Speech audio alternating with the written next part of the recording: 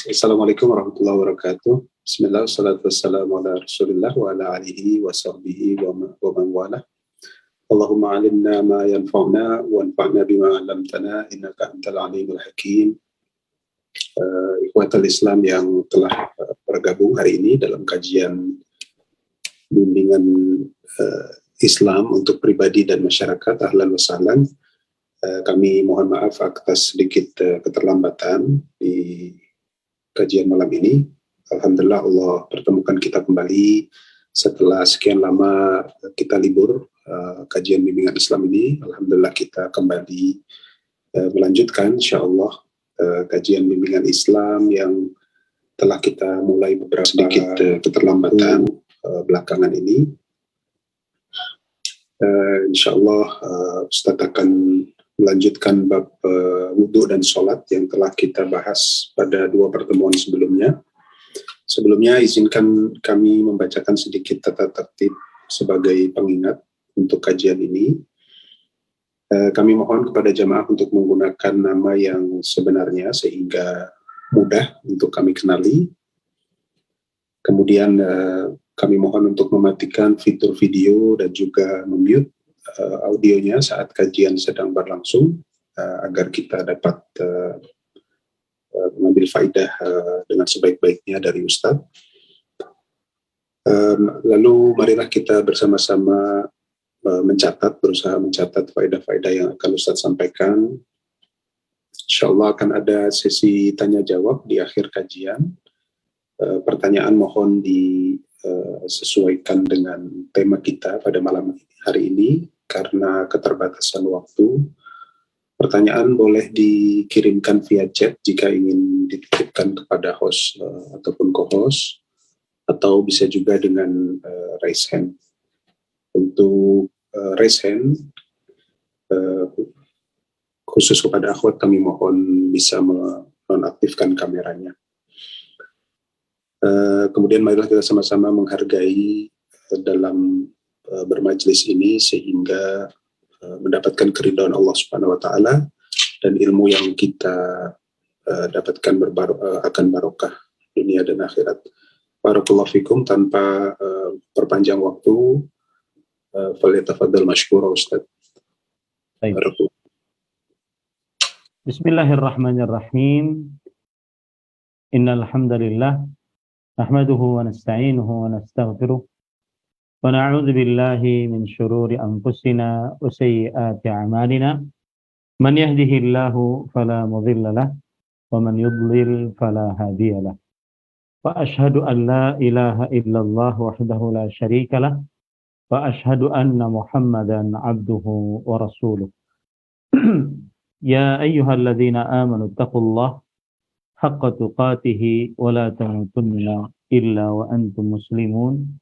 Ya ayyuhan nasu taqu rabbakumul ladzi khalaqakum min nafsin wahidah wa khalaqa minha zawjaha wa batha minhuma rijalan katsiran wa nisaa'a wattaqullaha alladzi tasaaluna bihi wal arham innallaha kana 'alaikum raqiba. Ya ayyuhalladzina amanu taqullaha wa qulu qawlan sadida yuslih lakum a'malakum wa yaghfir lakum dhunubakum wa man yuti'illaha wa rasulahu faqad faza fawzan 'azima. Amma ba'd. Fa inna asdaqal hadits kitabullah wa ahsanul hadi hadi Muhammadin sallallahu alaihi wa ala alihi wasallam. Wa syarrul umuri muhdatsatuha wa kullu muhdatsatin bid'ah wa kullu bid'atin dhalalah wa kullu dhalalatin finnar. Alhamdulillah, kita bersyukur pada Allah Subhanahu wa taala pada hari ini, hari Jumat malam Sabtu tanggal 4 Zulqa'dah 1443 Hijriah.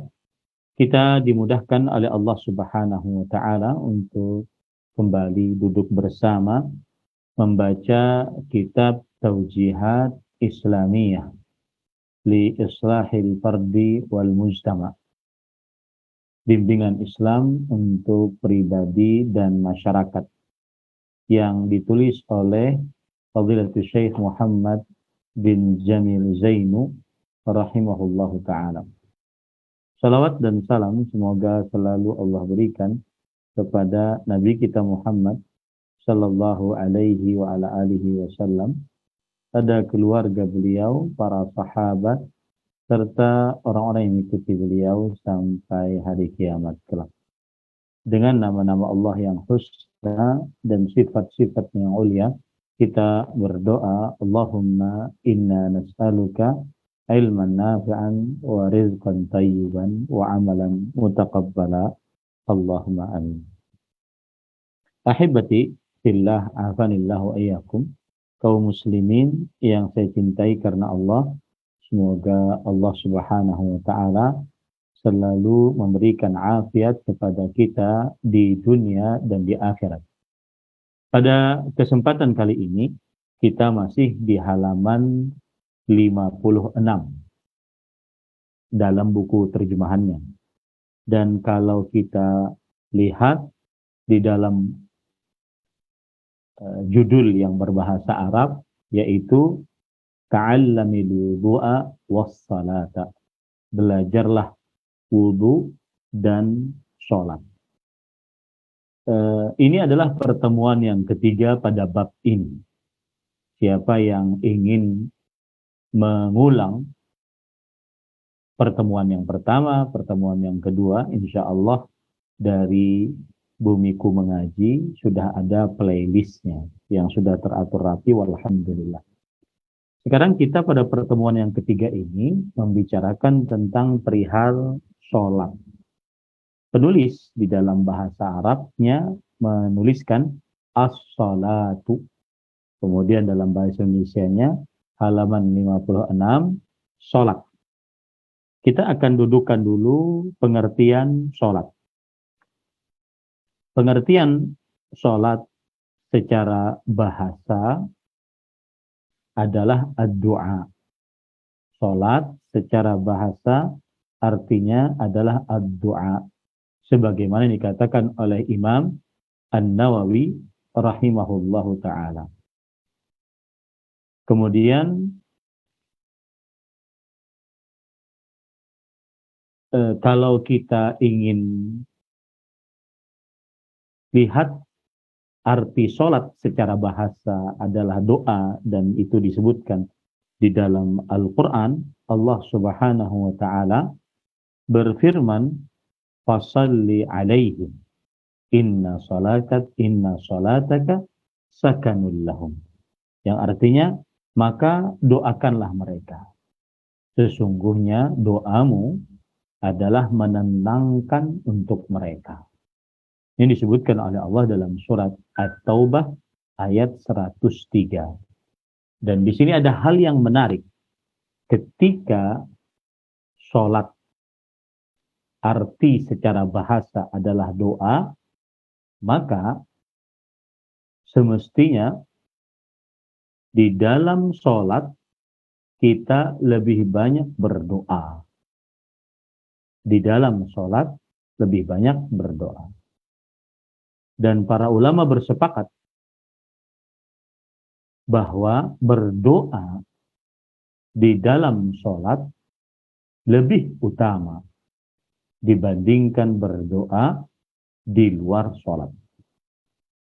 Dan ini untuk nasihat juga bagi kaum muslimin yang kadang-kadang setelah selesai sholat fardu atau setelah selesai sholat sunnah, mereka semangat untuk berdoa.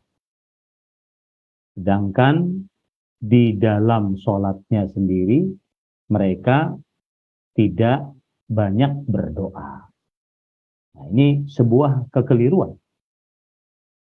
Karena arti bahasa dari sholat secara bahasa, etimologi adalah ad-du'a. Maka ada pelajaran menarik bahwa berdoa di dalam sholat lebih disukai dibandingkan berdoa di luar sholat.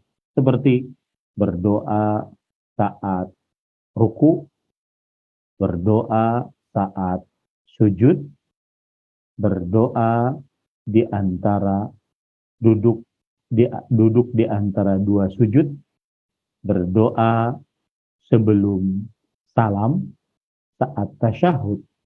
Ini lebih utama dibandingkan berdoa setelah salam di luar sholat. Itu pelajaran menarik. Makanya sebagian orang mengira berdoa saat sujud, berdoa saat sujud saja. Padahal berdoa juga bisa dilakukan saat ruku. Bukankah Rasulullah Shallallahu Alaihi Wasallam beliau saat umur 60-an, yaitu ketika penaklukan kota Mekah tahun ke-8 Hijriah, dan Nabi Muhammad Shallallahu Alaihi Wasallam wafat pada tahun 11 Hijriah. Maka umur beliau waktu itu 60-an. Beliau setelah penaklukan kota Mekah diturunkan ayat surat An-Nasr, idza jaa nasrullahi wal fath. Jika datang pertolongan Allah dan penaklukan kota Mekah. Kemudian di akhir surat tersebut Allah berfirman, fasabbih bihamdi rabbika wastaghfirhu. Yang artinya bertasbihlah dengan memuji Rabbmu dan memintalah ampun kepadanya. Semenjak turunnya surat ini, Rasulullah Shallallahu Alaihi Wasallam di dalam rukuknya dan sujudnya membaca Subhanaka Allahumma Rabbana wa bihamdika Allahumma gfirli. Setelah turunnya surat An-Nasr, maka beliau sering membaca di dalam sujudnya Subhanaka Allahumma Rabbana wa bihamdika Allahumma gfirli. Karena ayatnya tadi berbunyi begitu. Fasabbih bihamdi rabbika wastaghfirhu. Maka bertasbihlah untuk Rabbmu dan memintalah maghfirah kepadanya. Bukankah ini doa? Iya, itu doa. Menunjukkan bahwasanya ruku pun berdoa. Menunjukkan bahwasanya ruku pun berdoa. Dan ini sesuai dengan hadis riwayat Bukhari yang saya ceritakan tadi. Itu hadis Aisyah radhiyallahu anha bercerita, Rasulullah sallallahu alaihi wasallam kana yukthiru an yaqula fi ruku'ihi wa sujudihi subhanaka Allahumma rabbana wa bihamdika Allahumma ighfirli. Adalah Nabi Muhammad sallallahu alaihi wasallam sering membaca di dalam rukuknya dan sujudnya adalah ucapan Subhanaka Allahumma Rabbana wa bihamdika Allahumma ghafirli. Dan itu adalah doa. Yata'awwalul Quran, kata Aisyah radhiyallahu anha. Beliau mentakwil Al-Quran. Mentakwil Al-Quran maksudnya beliau mengamalkan apa yang ada dalam Al-Quran tadi. Fasabbih bihamdi rabbika wastaghfir. Ketika saya menyebutkan riwayat ini, saya ingin menyebutkan bahwa di dalam ruku pun juga disyariatkan untuk berdoa. Tapi memang yang diperbanyak adalah di dalam sujud untuk berdoa. Berdasarkan hadis Rasul Shallallahu Alaihi Wasallam, aqrabu ma yakunul abdu min rabbih fahuwa sajid fa'aktsiru fihi minad du'a. Hadis riwayat Muslim, keadaan yang paling dekat antara seorang hamba dari Rabb-nya adalah ketika sujud. Maka perbanyaklah doa. Nah, itu. Jadi sekali lagi faidah menarik dari arti doa, arti sholat secara bahasa adalah doa, yaitu kita diperintahkan untuk memperbanyak doa di dalam sholat. Lebih banyak lagi dibandingkan di luar sholat. Dan apa yang terjadi di tengah kaum muslimin di zaman sekarang sudah berbeda. Malah banyak-banyakan panjang-panjangan doa di luar sholat. Ya, bahkan kadang-kadang doanya berjamaah. Yang terkadang dilakukan dengan pengeras suara. Sedangkan yang lain ingin sholat ba'diyah, ingin sholat jamak, ingin sholat terutama di masjid-masjid yang mereka itu safar. Maka pada saat itu berdoa di dalam sholat lebih sesuai dengan syariat Rasulullah Sallallahu Alaihi Wasallam. Ya. Dan ada perkataan Syekhul Islam Ibnu Taimiyah rahimahullah. Beliau mengatakan qiraatul Quran fi shalah afdalu minha kharijas shalah. Membaca Al-Quran di dalam sholat lebih utama dibandingkan membacanya di luar sholat. Artinya, ibadah semestinya diperbanyak di dalam sholat dibandingkan di luar sholat. Nah, ini yang harus kita perhatikan baik-baik. Taib, kemudian kita lanjut. Itu arti sholat secara bahasa. Dan itu disebutkan oleh para ulama bahasa. Di antaranya, yaitu dalam kitab Tajul Arus yang ditulis oleh Az-Zabidi. Dan juga dalam kitab Al-Misbahul Munir yang ditulis oleh Imam Al-Fayyumi. Adapun sholat secara istilah syariat adalah, saya ambilkan arti terminologi sholat secara syariat dari ulama kontemporer saja. Seperti Al-Syekh Al-Allamah Al-Faqih Muhammad bin Saleh Al-Utsaimin rahimahullah. Kenapa diambil dari kontemporer? Karena biasanya yang kontemporer mengumpulkan definisi-definisi dari ulama-ulama terdahulu. Baik. Beliau mengatakan at-ta'abbudu lillah. Salat adalah proses beribadah kepada Allah. Bi aqwalin wa af'alin makhsusah. Dengan ucapan-ucapan, perbuatan-perbuatan yang khusus. Muftatahatin bitakbir wa mukhtatamatin bitaslim. Yaitu dimulai dengan takbir, yaitu takbiratul ihram, dan diakhiri dengan salam. Nah, itu yang disebut dengan arti sholat secara terminologi syar'i. Proses beribadah kepada Allah dengan ucapan-ucapan atau perbuatan-perbuatan yang khusus. Diawali dengan takbiratul ihram dan diakhiri dengan salam. Baik. Setelah itu, kita lihat apa yang disebutkan oleh penulis. Penulis langsung mengatakan dalam bahasa Arabnya, fardu as-subhi raka'atan. Dalam buku terjemahan bahasa Indonesianya adalah sholat subuh 2 rakaat. Nah, ini beliau memulai membicarakan tentang tata cara sholat subuh, ya. Karena sholat subuh adalah sholat yang pertama kali dikerjakan yang wajib bagi seorang muslim. Baik. Kalau kita ingin lebih dalam lagi ketika beliau menyebutkan tadi perkataan sholat subuh 2 rakaat.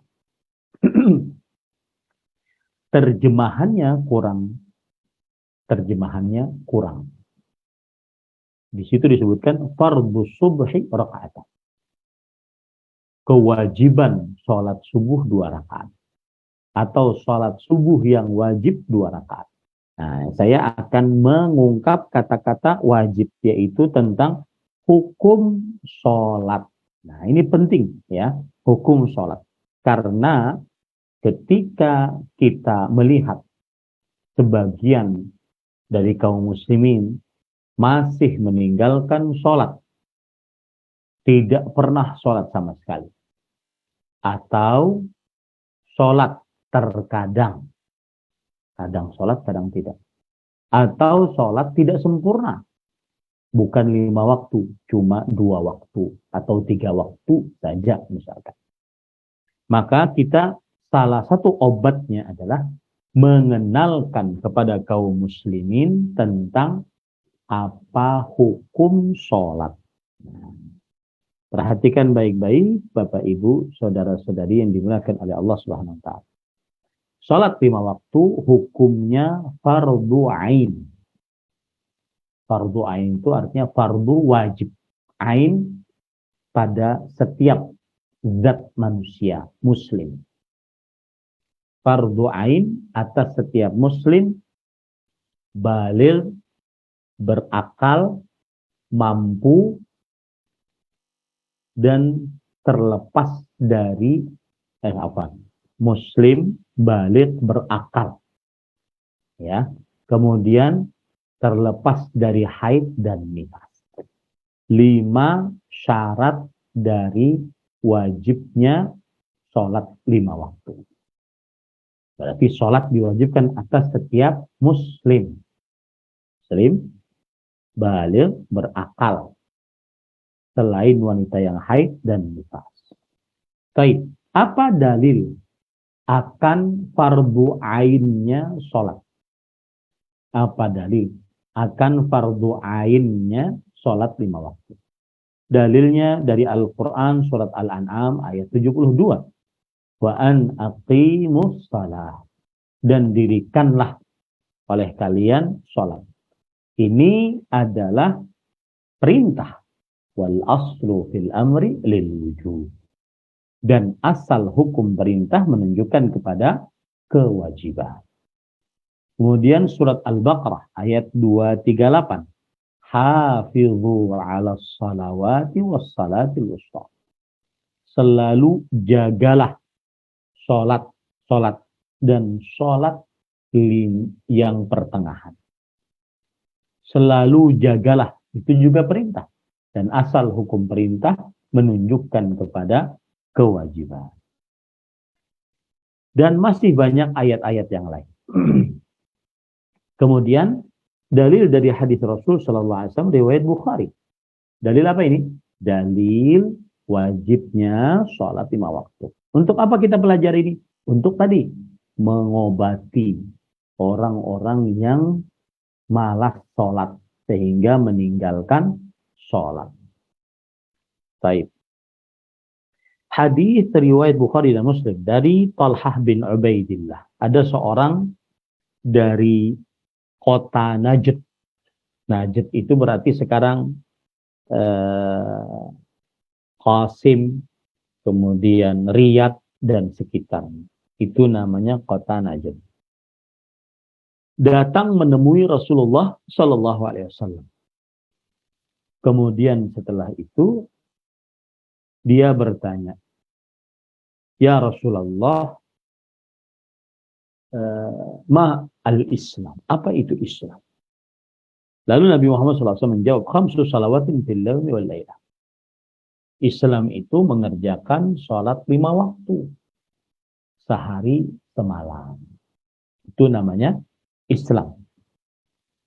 Maka orang tersebut bertanya lagi, hal alayya ghairuha? Adakah kewajiban atasku selain itu? Maka kemudian Rasulullah SAW menjawab, la illa an tatawwa. Tidak, kecuali jika kamu ingin mengerjakan sholat sunnah. Nah, begitu juga hadis yang lain riwayat Bukhari dan Muslim dari Abdullah bin Abbas radhiyallahu anhu bahwa Rasulullah sallallahu alaihi wasallam mengutus Mu'adz bin Jabal untuk mendakwahkan mendakwahkan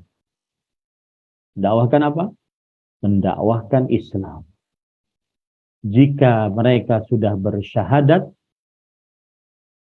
masuk dalam agama Islam, maka beritahukan kepada mereka annallaha qad faradha alaihim khamsa salawatin fi yaumihim wa lailatihim, bahwa Allah Subhanahu wa taala telah mewajibkan atas mereka sholat 5 waktu pada siang dan malam mereka. Kemudian berdasarkan ijma' dalil wajibnya sholat 5 waktu. Seperti yang dinukil oleh Imam Ibnu Hazm dalam kitabnya Al-Muhalla. Ini ulama Islam abad ke-4 Hijriah. Beliau mengatakan, la khilafa min ahadin minal ummah fi anna salawatil khamsa fardhun. Yang artinya tidak ada khilaf di antara para ulama seorang pun dari umat Islam ini bahwa sholat 5 waktu adalah wajib hukum. Nah, ini dikenalkan nih kepada keluarga yang masih tidak sholat tentang hukum wajibnya sholat. Selama dia muslim, baligh, berakal, tidak haid, tidak nifas, wajib sholat. Meskipun dia sakit, selama dia muslim, baligh, berakal. Meskipun dia safar, selama dia muslim, baligh, berakal, tidak haid, tidak nifas. Meskipun dia cacat, meskipun, wajib sholat. Bahkan ada perkataan dari Al-Hafidh Ibnu Rajab Al-Hambali, perkataan yang sangat tegas, kalau tidak mau dikatakan keras, ya, perkataan yang sangat tegas.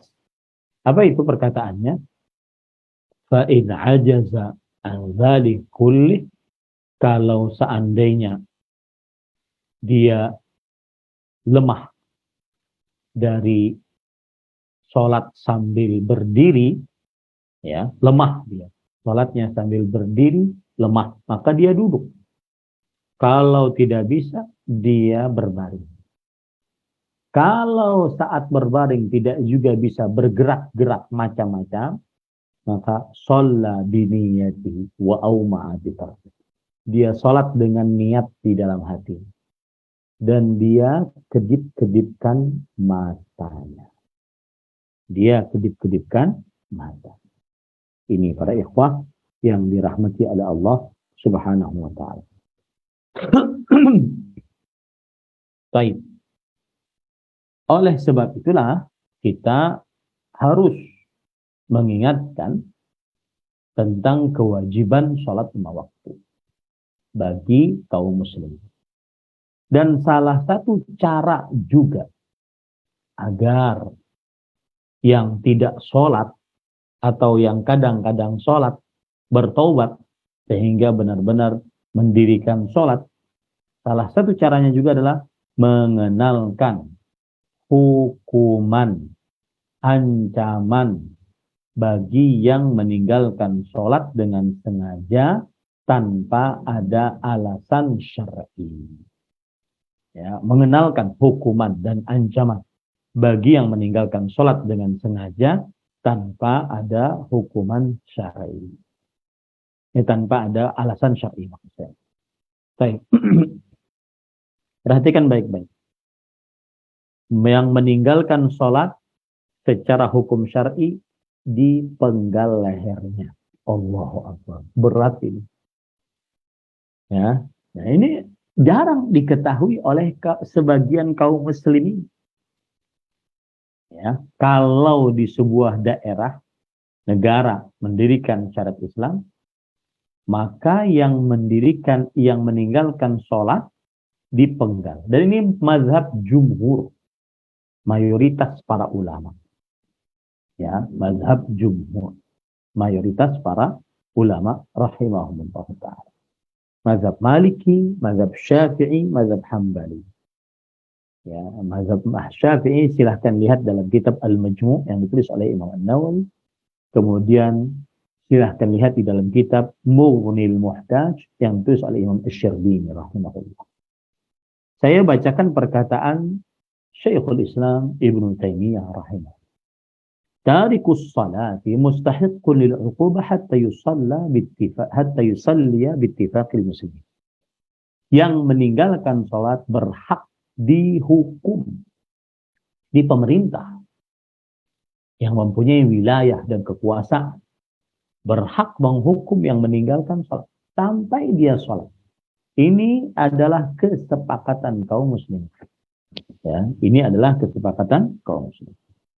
Itu disebutkan oleh Syekhul Islam dalam kitab Majmu' al-Fatawa Syekhul Islam. Kemudian beliau juga mengatakan, fal wajibu ala waliyil amri an ya'mura bis salawatil maktubati jami'a man yaqdiru ala amri wa yu'aqiba at-tarika bi ijma'il muslim. Kewajiban atas waliul amr, pemimpin kaum muslimin, untuk memerintahkan sholat yang wajib bagi siapa saja yang sanggup mengerjakan, ya, dan menghukum yang meninggalkan sholat dengan kesepakatan kaum muslimin. Baik, kita katakan tadi yang meninggalkan sholat dipenggal leher. Apa dalilnya? Surat At-Taubah ayat 11. Allah Subhanahu wa taala berfirman, faqtulul musyrikina haitsu wajadtumuhum. Yang artinya, bunuhlah orang-orang musyrik dimanapun kalian dapati. Sampai firman Allah, fa in tabu wa aqamus shalah wa atawuz zakah fa ikhallu sabila. Sampai jika mereka bertobat, mendirikan salat, membayar zakat, maka bebaskan mereka. Sisi pendalilan dari ayat ini bahwa yang meninggalkan sholat wajib untuk dibunuh adalah ayat ini mensyaratkan tidak dibunuh setelah bertobat, setelah mendirikan sholat. Jika tidak mendirikan, dibunuh. Nah, itu disebutkan oleh Imam Al-Qarafi dalam kitab Az-Zakhirah. Kemudian oleh Imam Al-Mawardi dalam kitab Al-Hawil Kabir. Baik. Adapun dari sunnah Rasul bahwa yang meninggalkan sholat dipenggal lehernya adalah hadis riwayat Bukhari dan Muslim dari Abdullah bin Umar radhiyallahu anhuma. Rasulullah sallallahu alaihi wa ala alihi wasallam bersabda, "Umirtu an uqatilan nas hatta yashhadu an la ilaha illallah wa anna Muhammadar Rasulullah wa yuqimus shalah wa yu'tuz zakah fa idza fa'alu dzalika 'asamu minni dima'ahum wa amwalahum illa bihaqqil Islam wa hisabuhum 'ala Allah." Aku diperintahkan untuk, yang memerintahkan berarti Allah. Yang diperintahkan berarti Nabi Muhammad sallallahu alaihi wa alihi wasallam. Aku diperintahkan untuk memerangi manusia sampai mereka bersyahadat la ilaha illallah Muhammad Rasulullah dan mendirikan sholat, membayar zakat. Jika mereka melakukan itu, terjaga dariku harta mereka dan darah mereka, kecuali dengan kebenaran Islam dan hisabnya di sisi Allah Subhanahu wa ta'ala. Nah, ini para ikhwan yang dirahmati oleh Allah. Adapun dalil yang ketiga, qiyas. Ya, qiyas atas ijma' kaum muslimin, yaitu orang yang tidak mau bayar zakat diperangi. Begitu juga orang yang tidak mau sholat. Karena sholat dan zakat qarinatan, dua ibadah yang selalu bergandengan.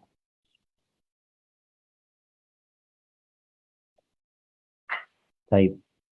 Nah, itu perlu diingatkan kaum muslimin ya tentang perihal tersebut. Nah, itu penjelasan dari kata-kata apa? Karena di dalam bahasa Arab disebutkan fardhu subhi rakaatan. Kewajiban sholat subuh ada 2 rakaat. Saya tadi berbicara tentang kewajiban. Ya. Kewajiban, kata-kata kewajiban. Tapi para ikhwan yang dirahmati oleh Allah Subhanahu wa taala. Dan patut diperhatikan juga hukum orang yang meninggalkan sholat karena menolak kewajibannya.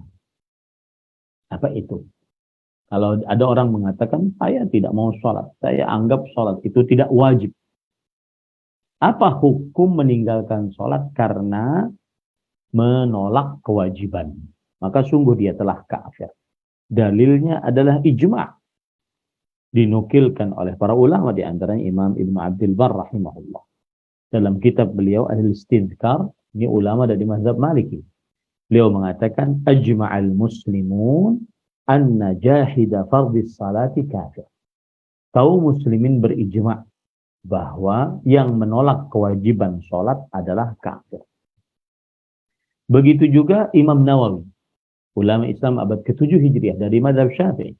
Bahkan ulama peneliti dari mazhab Syafi'i.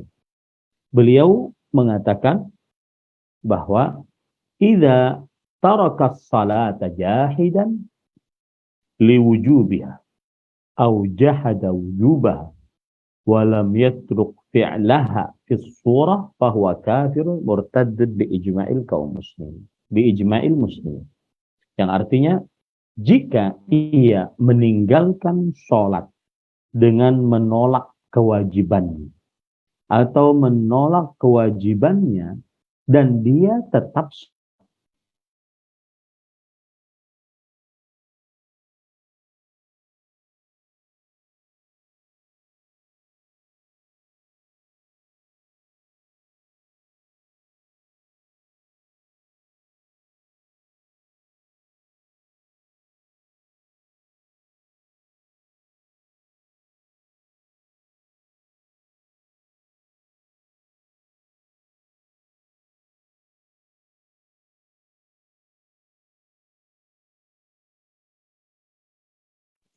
Assalamualaikum Ustaz. Ini ada kendala teknis, harap bersabar sebentar insyaallah.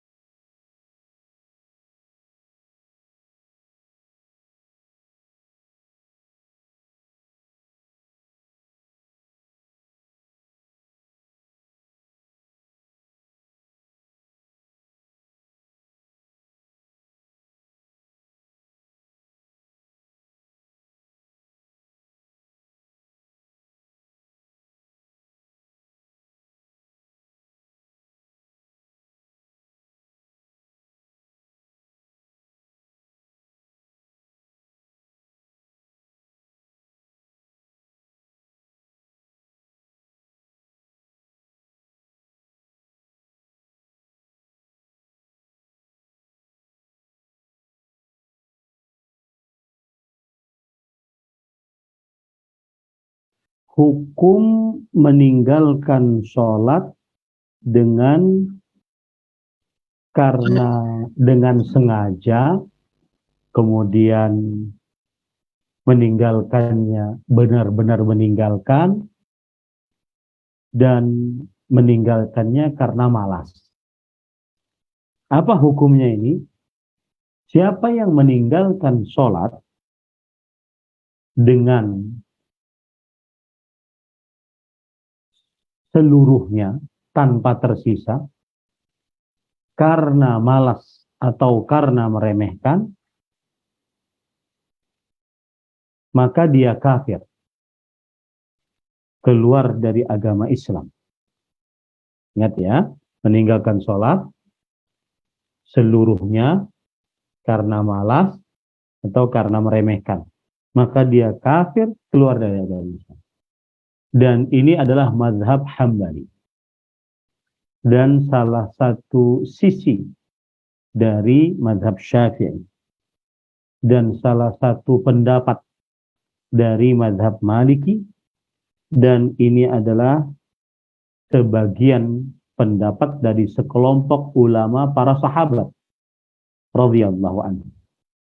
Seperti Ali bin Abi Thalib, Abdullah bin Abbas, Jabir bin Abdullah, Abu Darda. Mereka seluruhnya mengkafirkan orang yang meninggalkan sholat semuanya dan meninggalkannya karena malas dan meremehkan. Nah, ini para ikhwan yang dirahmati oleh Allah Subhanahu wa taala. Dan ini adalah mazhab mayoritas para ulama hadis. Dan ini juga pendapatnya Imam Ibnu Taimiyah, Imam Ibnu Qayyim, dan Imam Ibnu Utsaimin rahimahullah. Bahwa siapa yang meninggalkan sholat dengan seluruhnya, tidak sholat sama sekali, karena malas atau meremehkan, maka keluar dari agama Islam. Keluar dari agama Islam. Baik. Dalilnya adalah surat Maryam ayat 59. Fakhalafa min ba'dihim khalfun adha'us shalah wattaba'us syahawat fasawfa yalqawna ghayya. Yang artinya, maka menggantikan setelah mereka orang-orang yang melalaikan sholat dan mengikuti syahwat, mereka akan mendapatkan ghayy. Sisi pendalilan dari surat Maryam ayat 59 atas kafirnya orang yang meninggalkan sholat sama sekali karena malas atau karena meremehkan, Allah Subhanahu wa taala menyebutkan tentang orang-orang yang melalaikan sholat. Mereka adalah orang-orang yang mengikuti syahwat. Ini menunjukkan bahwasannya ketika mereka melalaikan sholat dan mengikuti syahwat, maka mereka tidak beriman. Kenapa? Karena Allah mengatakan illa man taba wa aman, kecuali orang yang beriman dan bertobat. Berarti saat meninggalkan sholat maka tidak beriman. Nah, gitu sisi pendalilannya begitu ya. Dalil yang lain surat Ar-Rum ayat 31. Wa aqimus shalah wa atuz zakah. Wa aqimus shalah wa la takunu minal musyrikin.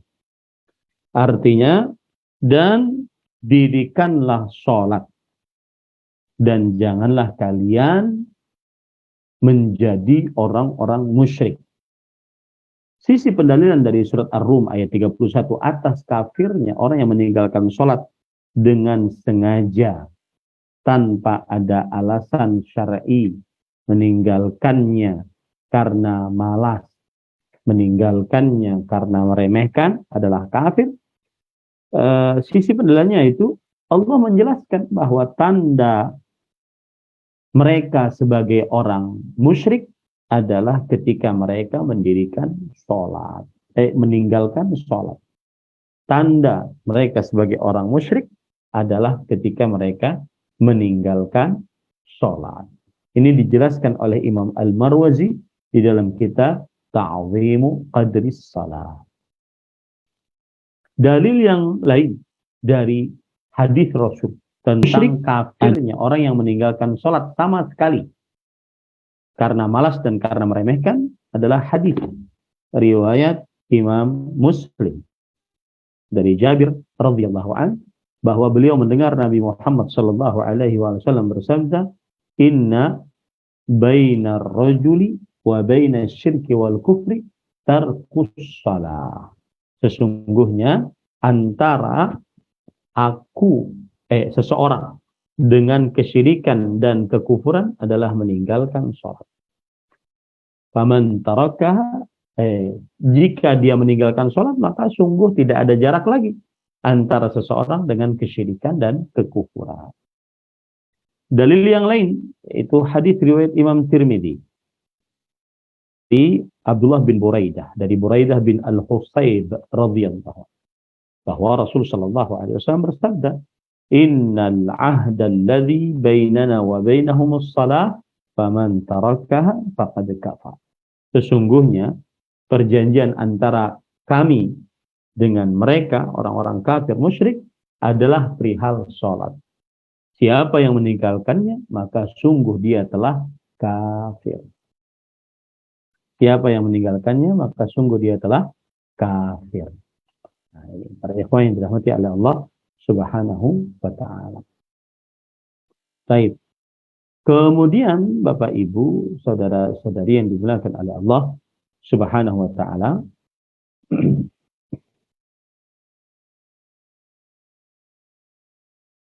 sisi pendalilan dari dua hadis yang saya sebutkan tadi, bahwa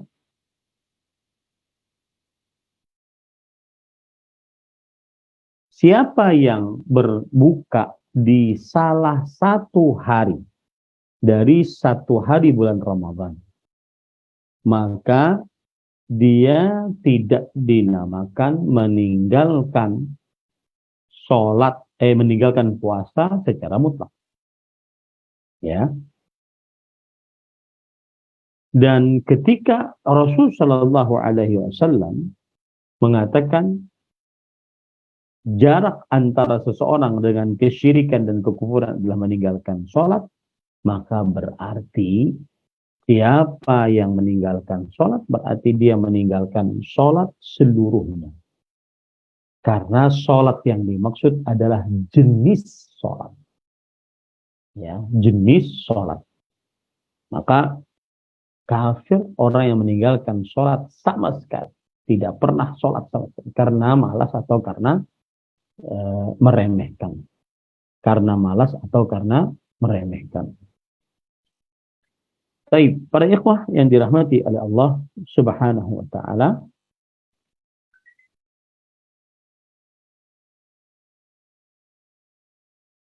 dan dalil yang ketiga jenisnya adalah ijma' para sahabat.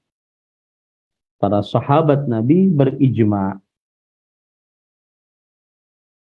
Sebagaimana disebutkan dalam hadis riwayat Imam Malik dalam kitabnya Al-Muwatta, bahwa Abdullah bin Abbas radhiyallahu anhuma berkata, "Ya Amirul Mu'minin, as-salah." Faqala ajal. Innahu la hadza fil islami liman adha'a as-salah. Yang artinya, wahai Amirul Mukminin. Kemudian Umar bin Khattab berkata, iya, sesungguhnya tidak ada bagian di dalam Islam bagi siapa yang meninggalkan sholat dengan sengaja. Tidak ada bagian dalam Islam bagi siapa yang meninggalkan sholat dengan sengaja. Nah, ini disepakati oleh para sahabat. Begitu juga perkataan yang diriwayatkan oleh Imam Tirmidzi dari Abdullah bin Syaqiq al-Uqayli. Kana ashabu Muhammadin sallallahu alaihi wasallam la yarawna syai'an minal a'mal tarkuhu kufrun ghairas salah. Adalah para sahabat Nabi radhiyallahu anhum tidak menganggap sesuatu dari amalan-amalan, meninggalkannya adalah sebuah kekufuran selain sholat. Meninggalkannya adalah sebuah kekufuran selain sholat. Dan yang menukilkan ijma' para sahabat Nabi radhiyallahu anhu, mereka berijma' atas kafirnya orang yang meninggalkan sholat dengan sengaja dan meninggalkannya seluruhnya, tidak pernah sholat sama sekali, meninggalkannya karena malas dan meremehkan. Di antara yang menukilkan adalah Ishaq bin Rahawayh, ulama Islam abad ketiga Hijriah, bahwa Ishaq rahimahullah berkata, "Qad sahha an Rasulillah sallallahu alaihi wa ala alihi wasallam anna tariqas salati kafir." Dan telah sahih dari Rasulullah sallallahu alaihi wasallam bahwa yang meninggalkan salat adalah kafir. Wa kadzalika kana ra'yu ahli ilmi min ladun nabi sallallahu alaihi wasallam ila yaumina hadha anna tarikas salati amdan min ghairi udhrin hatta yadhhaba waqtuha kafir. Demikian pula pendapat para ulama dari semenjak zaman Nabi Muhammad SAW sampai hari kita ini, bahwa yang meninggalkan sholat dengan sengaja adalah kafir. Sampai dengan sengaja tanpa ada uzur sampai keluar waktunya, maka dia kafir. Ini disebutkan di dalam kitab Ta'zim Qadris Salah. Ta'zim Qadris Salah. Nah, ini poin-poin yang harus diperhatikan bagi siapa yang mendapati perkataan kewajiban sholat. Ini para ikhwah yang dirahmati oleh Allah Subhanahu wa ta'ala. Jadi kata kewajiban sholat saja, kita berhenti di situ, ya. Dan di terjemahannya, buku hanya tidak disebutkan kata itu. Cuma disebutkan sholat subuh 2 rakaat. Padahal secara tulisan Arabnya disebutkan, ya. Secara tulisan Arabnya disebutkan bahwasanya kewajiban sholat subuh ada 2. Kewajiban sholat subuh ada 2 rakaat. Baik, saya kira itu dulu yang bisa kita sampaikan pada kesempatan kali ini. Insya Allah kita lanjutkan tentang sholat subuhnya nanti pada pertemuan yang akan datang. Wallahu a'lam wa sallallahu nabiyana Muhammad walhamdulillahirabbil alamin. Silahkan jika ada yang ingin ditanyakan. Nah. Baik, jazakallahu khairan Ustaz atas penyampaiannya, atas apa yang disampaikan, semoga bisa bermanfaat untuk kita semuanya. Tapi ikhwatul Islam, kita sekarang masuk ke sesi tanya jawab. Sudah ada beberapa chat yang masuk ke Ana, namun sebelum kami bacakan pertanyaan yang masuk via chat, kami ingin memberikan kesempatan untuk jamaah yang ingin bertanya langsung terlebih dahulu. Silakan bisa langsung raise hand.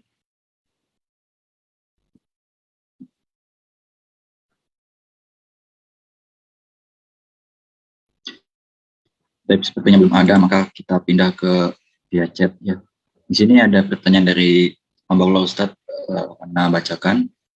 Penanya berkata, Bismillah, Assalamualaikum warahmatullahi wabarakatuh. Semoga Ustadz dan keluarga serta kita semua selalu dalam lindungan Allah Subhanahu wa ta'ala. Izin bertanya Ustadz, sebatas apa sebagai orang tua mengingatkan anak usia 14 tahun untuk sholat? Karena makin sering diingatkan malah makin berontak menolak sholat. Padahal dari kecil sampai usia 12 tahun anak saya baik dan patuh. Tapi jelang remaja malah sering memberontak. Jazakallahu khair Ustadz atas jawabannya. Bismillah, walhamdulillah, wassalatu wassalamu ala rasulillah, wa ala alihi wa ashabihi wa man wala. Rasulullah sallallahu alaihi wa ala alihi wasallam bersabda, Muru awladakum bis salati, wa hum abna'u 7 sinin, wadribuhum alaiha, wa hum abna'u 10. perintahkan anak-anak kalian untuk mengerjakan sholat ketika mereka berumur 7 tahun. Dan pukul mereka jika tidak sholat ketika mereka berumur 10 tahun. Maka ketika anak sudah berumur 14 tahun, dia berhak untuk dipukul saat tidak sholat. Nah, cara memukulnya adalah dengan hanya mengingatkan. Jadi yang dimaksud dalam memukul di sini bukan berarti memukul dengan penuh kesakitan, bukan. Tetapi memukul bentuk peringatan. Seperti nak, ya, tidak tempeleng, tendang, tonjok, bukan. Tetapi dipukul untuk diberikan peringatan. Baik, batasannya sampai mana, Ustaz? Batasannya adalah sampai sholat. Jika ingin orang tua lepas tanggung jawab kelak pada hari kiamat. Sholat harus bersabar. Ngasih kepada anak tentang perihal sholat. Harus bersabar. Ya, sampai dia sholat. Semakin berontak, biarkan saja. Memang itu tugas kita sebagai orang tua untuk mengingatkannya. Ya, jangan sampai ya, sudah Ustaz, kemampuan saya terbatas. Enggak. Sampai dia sholat. Ya, sampai dia sholat. Wallahu a'lam. Nah. Assalamualaikum warahmatullahi wabarakatuh jami'an. Selanjutnya mungkin sudah ada yang ingin bertanya langsung, maka kami silakan bisa raise hand. Kalau belum ada lagi, maka kita lanjut pertanyaan via chat. Sepertinya belum ada, maka kita lanjut. Ada pertanyaan dari hamba Allah. Penanya berkata, Assalamualaikum Ustaz, mohon izin bertanya, apakah secara syar'i orang tua yang pikun dapat dikategorikan sebagai orang yang tidak berakal, sehingga tidak wajib sholat? Kami selalu mengingatkan dan beliau berusaha untuk sholat. Akan tetapi saat sholat kadang tertidur, lupa urutan tata cara sholat, ataupun lupa rakaat. Mohon nasihat Ustadz mengenai keadaan orang tua kami tersebut. Jazakumullah khairan. Bismillah, walhamdulillah, wassalatu wassalamu ala rasulillah wa ala alihi wa ashabihi wa man wala. Amma ba'du. Orang yang pikun tidak wajib sholat karena hilang akalnya. Kalau kita buka kamus besar bahasa Indonesia, pikun adalah kelainan tingkah laku, sering lupa dan sebagainya yang biasa terjadi pada orang yang sudah berusia lanjut. Atau bahasa lain linglung pelupa. Maka jawaban yang seperti ini, pikun tidak wajib sholat. Karena yang wajib sholat adalah yang berakal. Kapan orang tua sadar misalkan, sadar ya, tentunya sudah pikun. Sadarnya seperti itu saja. Maka silahkan dia sholat, tetapi tidak wajib. Ya, silahkan dia sholat, tetapi tidak wajib. Jadi kalau seandainya lupa jenis rakaatnya, lupa sholatnya, lupa bacaannya, karena memang dia pikun. Dan Allah Subhanahu wa Ta'ala Maha Pengampun. Wallahu a'lam. Nah, assalamualaikum. Baik, kita sekarang berikan kesempatan untuk yang ingin bertanya langsung. Di sini ada Ummu Amar. Ya, tafadholi Ummu Amar. Ya, jazakumullahu khairan, host. Assalamualaikum warahmatullahi wabarakatuh, Ustaz. Jazakumullahu khairan atas penjelasan materi hari ini.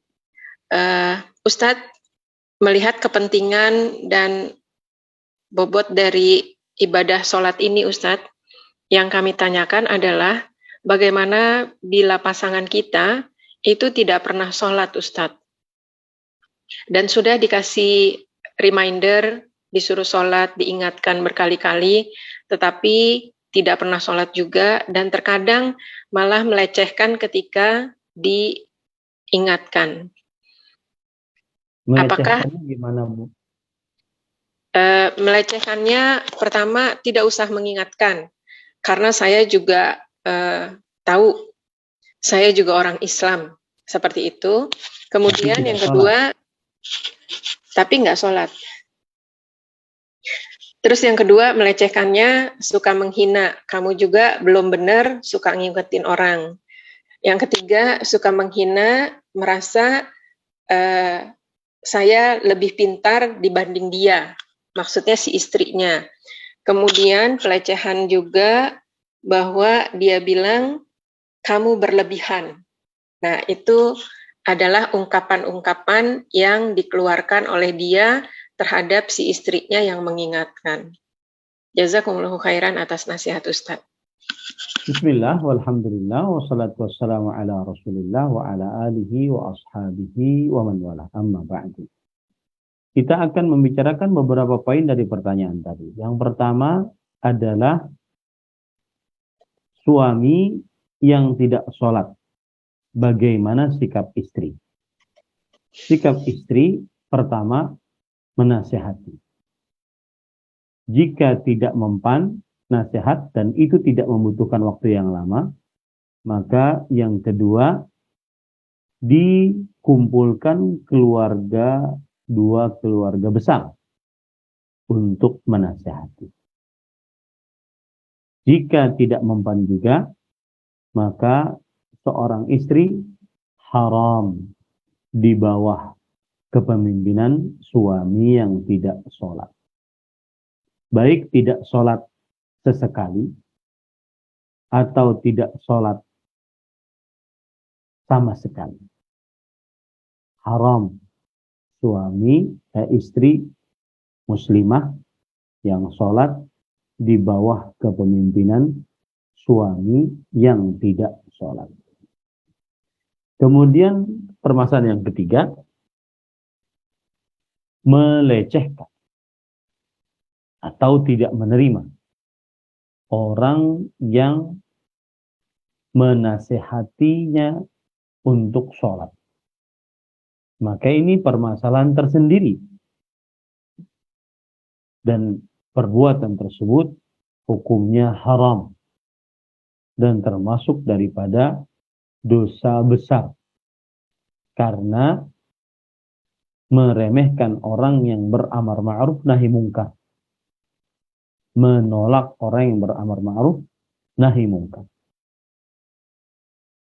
Kemudian juga ini adalah kebiasaan seorang pendosa yang dia tidak mau menerima nasihat akibat dosanya.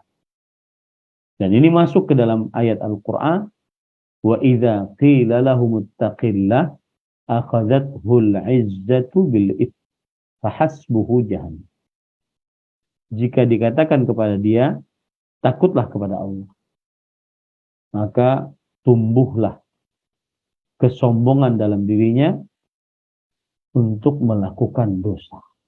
Sama seperti tadi, dinasihati malah marah, dinasihati malah merendahkan orang yang menasihati, dinasihati mencari alasan-alasan yang tidak sesuai dengan nasihat tersebut. Ini para ikhwah yang dirahmati Allah. Jadi itu beberapa jawaban atas pertanyaan tadi. Maka, dan saya nasihatkan, seorang istri wajib secara hukum syar'i untuk melepaskan diri dari hubungan pernikahan suami istri yang suaminya tidak sholat. Dan itu tidak memerlukan waktu untuk bertahun-tahun. Tetapi disegerakan. Selama tidak sholat, maka wajib untuk dipisah. Karena yang tidak sholat kafir. Sedangkan istri yang muslimah yang sholat adalah muslimah. Dan lelaki kafir tidak berhak memimpin wanita muslimah. Wallahu a'lam.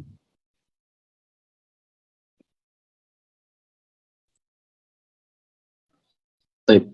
Assalamualaikum warahmatullahi wabarakatuh. Terima kasih Ustaz atas jawabannya.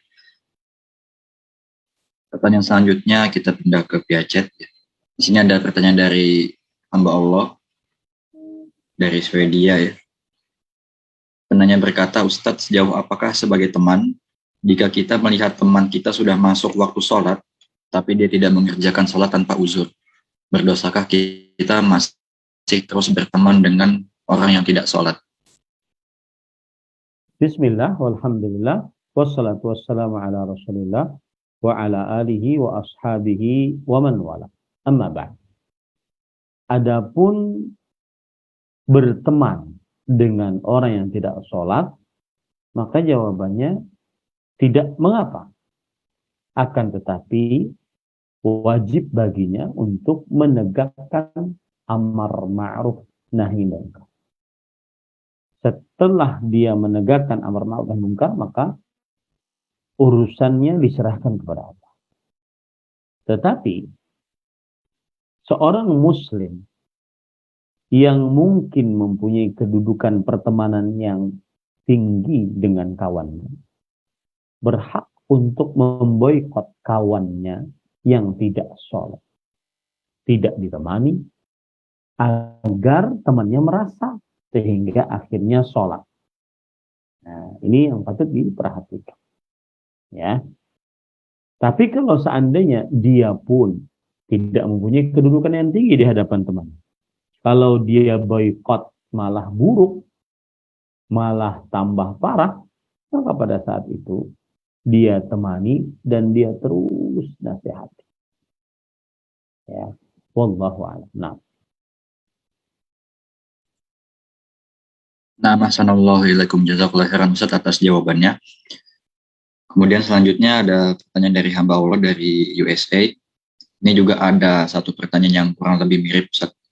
Jadi bisa digabungkan aja, mungkin jawabannya mewakilkan insya Allah. Penanya berkata, ketika tadi Ustadz menjelaskan pada saat ruku boleh berdoa, sejauh mana kita bisa berdoanya? Kemudian apakah boleh doa biasa dengan berbahasa Indonesia ketika ruku ataupun sujud? Bismillah, walhamdulillah, wassalatu wassalamu ala rasulillah wa ala alihi wa ashabihi wa man wala, amma ba'd.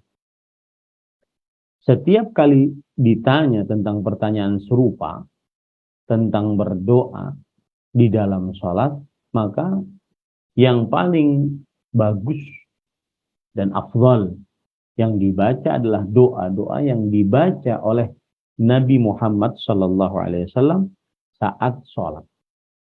Itu yang paling afdal. Seperti saat ruku misalkan. Bacaan-bacaan ruku di antaranya yaitu Subhana Rabbiyal Azim. Kemudian juga bacaan ruku yang lain Subhana Rabbiyal Azim wa bihamdi. Ya. Kemudian bacaan ruku yang lain juga adalah Subhanakallahumma wa bihamdika Allahumma ghfir. Dan itulah bacaan yang paling utama saat ruku. Begitu juga membaca Allahumma laka raka'tu wa bika amantu wa laka aslamtu khasha'a laka sam'i wa basari wa mukhi wa 'azmi wa 'asabi. Kemudian juga membaca Subhanadzil Jabarut wal Malakut wal Kibriya wal Azamah, terutama dalam sholat malam. Nah, ini bacaan-bacaan saat ruku. Itu yang paling afdal untuk dibaca. Adapun saat sujud, yang paling afdal untuk dibaca yang sesuai dibaca oleh Rasulullah SAW. Seperti misalkan beliau membaca Rabbighfirli warhamni wajburni warfa'ni Subhana Rabbiyal A'la, maksud saya. Subhana Rabbiyal A'la. Kemudian beliau juga membaca Subuhun Quddusun Rabbul Malaikati Warruh. Kemudian beliau juga membaca Subhanakallahumma Rabbana wa bihamdika Allahumma ghfirli. Kemudian beliau juga membaca Allahumma laka sajadtu wa bika amantu wa laka aslamtu sajada wajhiya lilladzi khalaqahu wa sawwarahu wa syaqqa sam'ahu wa basarahu tabarakallahu ahsanul khaliqin. Ya. Ini para ikhwan yang dirahmati oleh Allah Subhanahu wa ta'ala. Bacaan-bacaan itu yang paling afdal untuk dibaca saat ruku, saat sujud. Baik. Bolehkah menambahi dari Al-Quran, doa-doa dari Al-Quran atau doa-doa dari hadis Rasulullah SAW? Jawabannya boleh. Jawabannya adalah boleh. Begitu juga bacaan di dalam sujud, Allahumma ghfir li dzambi kullahu diqqahu jillahu awwalahu wa akhirahu wa alaniyatahu wa sirra. Allahumma ghfir li ma asratu wa ma a'lantu. Allahumma inni a'udzu bi ridhaka min sakhatik wa bi mu'afatika min 'uqubat wa a'udzu bika mink la uhsi thana'an 'alaik anta kama asna'ta 'ala nafsi. Ini bacaan-bacaan agung, siapa yang memahaminya sudah mencukupi dibandingkan dia menambah-nambahi. Tetapi boleh membaca doa-doa dari Al-Quran, doa-doa dari hadits Rasul. Boleh tambah lagi doa-doa dari buatan sendiri tapi pakai bahasa Arab. Adapun pakai bahasa Indonesia, maka saya lebih condong kepada pendapat bahwa tidak menggunakannya kecuali yang tidak bisa berdoa sama sekali dengan bahasa Arab. Wallahu a'lam. Nah. Baik, assalamualaikum. Jazakallah khairan atas jawabannya. Selanjutnya ada pertanyaan dari Umu Kinsia di Jakarta. Beliau bertanya, Bismillah, izin bertanya Ustadz, apakah saat sedang terkena hipnotis atau terkena gangguan jin, seseorang dianggap tidak sadar sehingga gugur kewajiban sholatnya Ustadz? Nah. Bismillah, walhamdulillah, wassalatu wassalamu ala rasulillah wa ala alihi wa ashabihi wa man wala. Hukum mengqadha sholat yang ditinggalkan karena dia pingsan atau karena dia tidak sadar seperti orang kena hipnosis. Maka jawabannya, para ikhwan yang dirahmati oleh Allah Subhanahu wa ta'ala,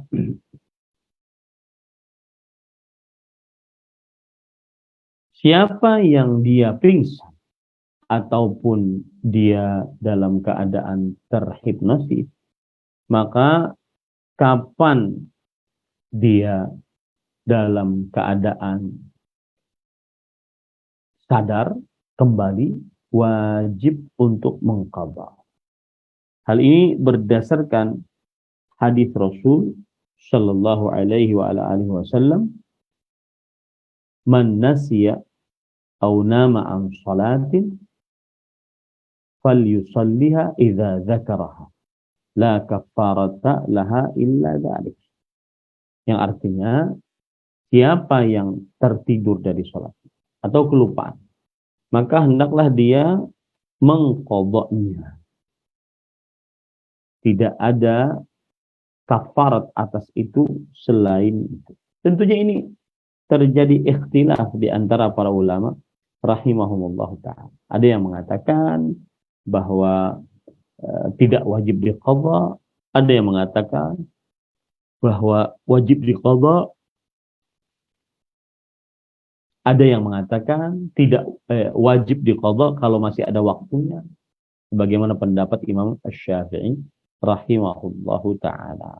Nah, semua yang terkena hipnosis, pingsan, ketika dia sadar dan masih ada waktunya, lebih baik dia sholat. Jika tidak ada waktunya, artinya sudah keluar waktunya, maka pada saat itu dia tetap wajib mengqadhanya karena dikiaskan dengan orang yang tidur ataupun kelupaan. Wallahu a'lam. Baik, assalamualaikum wa jazakallahu khairan atas jawabannya Ustaz. Pertanyaan selanjutnya ada dari hamba Allah. Penanya berkata, ya, Assalamualaikum, izin bertanya, bagaimana tata cara orang yang sakit parah? Bisa dikatakan saat menjelang ajalnya sudah sangat lemah sekali, sedangkan banyak najis kencing di dalam popoknya, dan bagaimana berwudunya? Apakah diwudukan atau ditayamumkan orang lain? Kondisinya najis di mana-mana, Semoga Allah menjaga Ustadz dan kaum muslimin dimanapun berada. Bismillah, Barakallahu fiik, walhamdulillah, Ustadz. wassalatu wassalamu ala rasulillah wa ala alihi wa ashabihi wa man wala. Amma ba'd. Ada kaidah al-masyaqqatu tajlibut taysir. Semakin sulit, semakin mudah.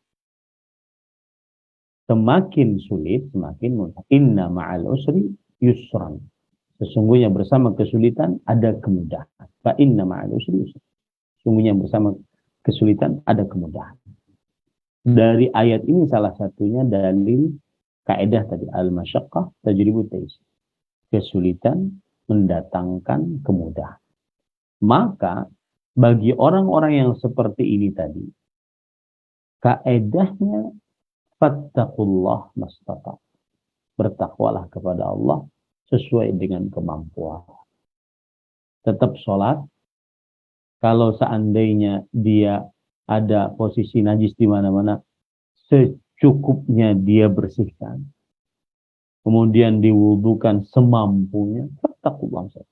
Tapi ketika dia masih muslim balik berakal, selain wanita yang ada nifas, tetap wajib sholat. Wallahu a'lam. Nah.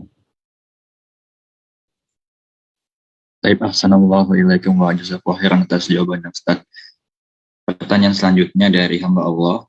Penanya berkata, Ustaz, apakah boleh ketika memulai sholat, kita berniat supaya hidup berkah dan dilindungi Allah? Karena saya merasa saya sering kena sihir. Bismillah, walhamdulillah, wassalatu wassalamu ala rasulillah wa ala alihi wa ashabihi wa man wala.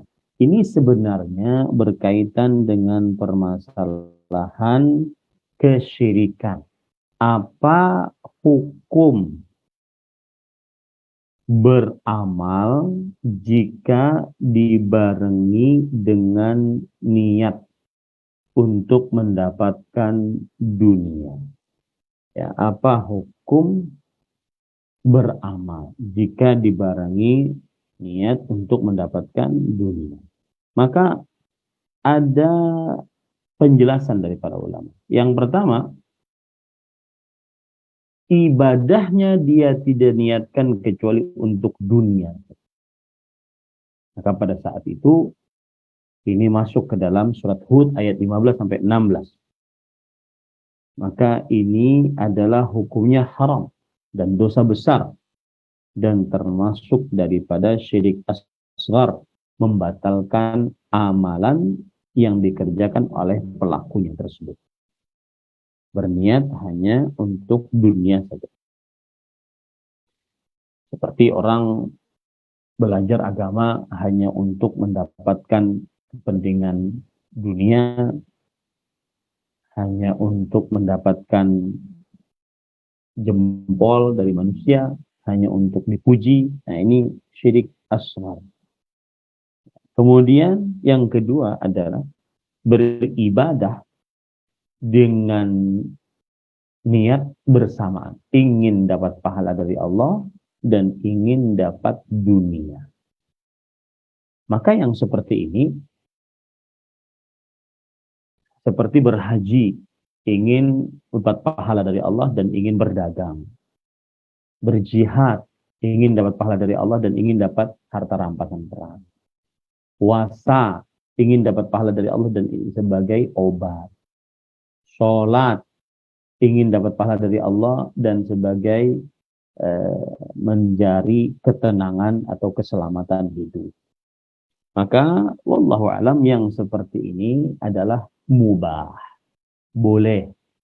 Tetapi tentunya jika niatan dunianya lebih besar dibandingkan niatan pahala dari Allah, maka ini makruh. Dan jika niatannya sama, maka ini boleh. Ya. Jadi tergantung niatnya. Tapi pada asal hukumnya dia mubah. Maka sama seperti orang sholat. Ingin dia dapat ketenangan, penjagaan dari Allah. Maka jawabannya tidak mengapa. Itu boleh saja. Ya, boleh saja. Tetapi saya ingin ingatkan, jangan bermudah-mudah mengira dirinya kena sihir. Cukup dia taat kepada Allah, sholat 5 waktu, zikir pagi sore, baca Quran setiap hari, bersedekah, maka pada saat itu niscaya dia tidak akan pernah berburuk sangka. Tapi kalau memang ada buktinya, dia ada yang menyihir, dia meminta pertolongan, perlindungan kepada Allah Subhanahu wa ta'ala.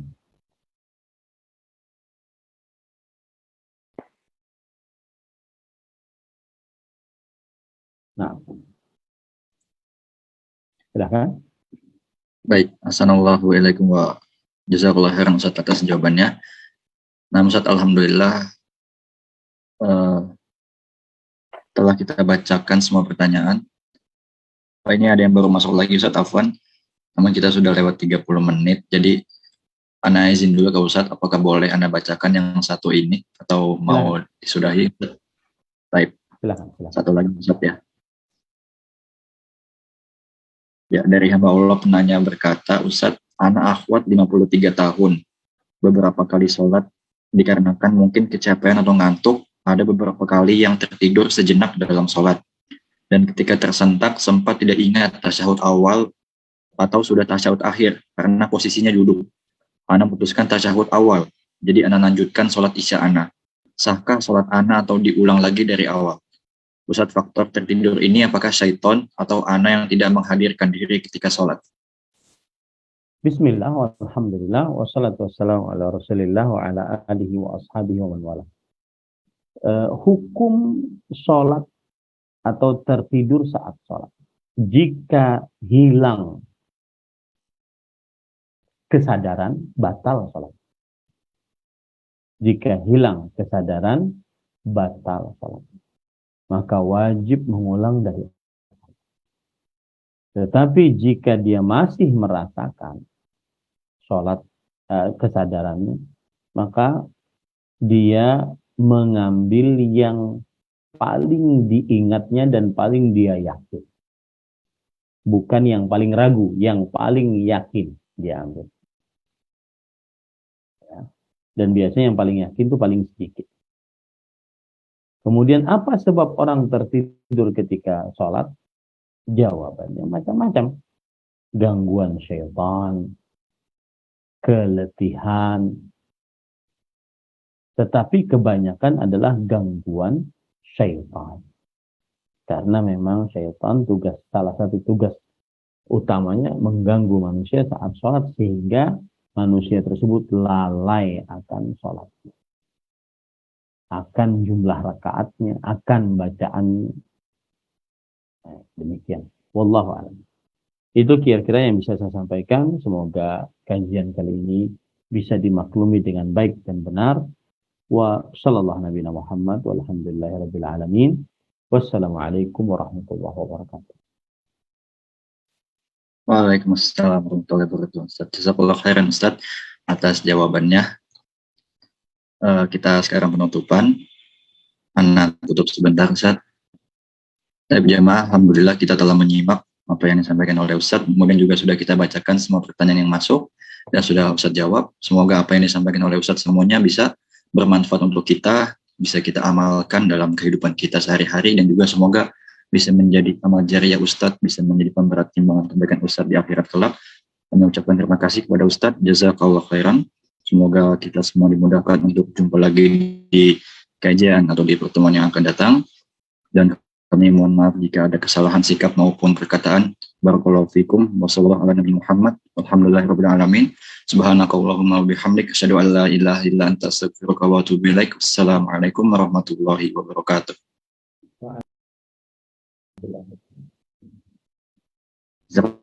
Recording stopped.